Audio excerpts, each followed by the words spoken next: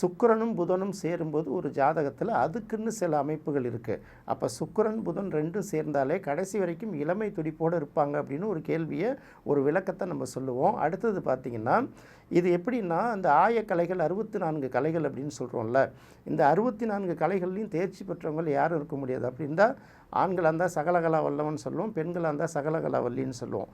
பொதுவாகவே பெண்கள் பார்த்திங்கன்னா நிறைய படிக்கிறாங்க, அந்த மாதிரிலாம் நிறைய கலைகள் தெரிஞ்சுக்கிறாங்கல்ல.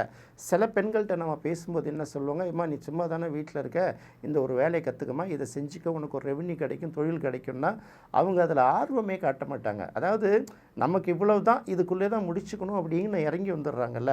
ஆனால் புதன் சுக்கிரன் சம்மந்தப்பட்ட ஒரு பெண்கிட்ட போய் கேட்டிங்கன்னா, அவள் என்ன தான் படிச்சிருந்தா கூட, ஏதாவது ஒரு தொழில் செஞ்சுருந்தா கூட, அதை தாண்டி இன்னொரு விஷயத்த சொல்லும்போது அவங்க ஆர்வமாக அதை கற்றுக்கணும்னு நினைப்பாங்க. பயன் தருதோ இல்லையோ, ஒரு கலைகளை அவங்க கற்றுக்கணும், ஒரு தொழிலை அவங்க கற்றுக்கணும், ஒவ்வொரு நாளும் ஒன்று புதுசு புதுசாக கற்றுக்கணும் அப்படின்னு நினைக்கிறாங்கல்ல. இதுதான் புதன் சுக்கிரன் காம்பினேஷன்.